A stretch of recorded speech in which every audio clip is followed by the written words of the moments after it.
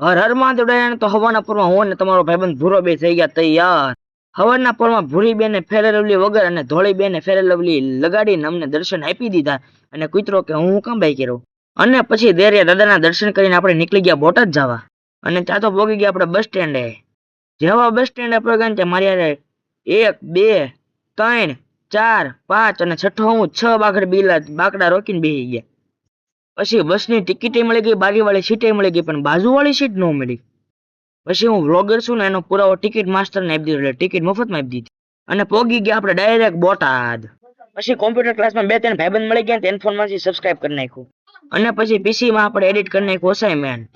અસાઇનમેન્ટનું background તમને કોરું લાગતું છે, પણ જો ચપટી વગરનું હરખું થઈ જાય. જાદુ કરીને બેકગ્રાઉન્ડનો કલર ફેરવી નાખ્યો. પછી હું ને કરણીઓ બે નીકળી ગયા મેના રાણી લઈને ચકમ પર જવા. મેના રાણી તે લેટર પટર કરતી કરતી વહી વતન ગઈ.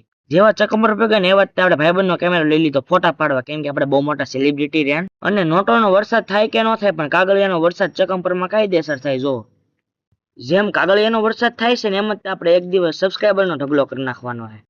પછી ત્યાંથી આપણે વહેવા ડાયરેક્ટ ઘોડી સવારી કરવા. અને અમિતભાઈ આપણા ફોટા પાડતા હતા. વરાજો બનવું એ પેલા ઘોડી જ શીખી જાવ, એટલે વરાજો બનવું પછી મારે વાંધો જ ન આવે. અને તમે સબસ્ક્રાઇબ ન કરો તો તમે સબસ્ક્રાઇબ કરી નાખજો.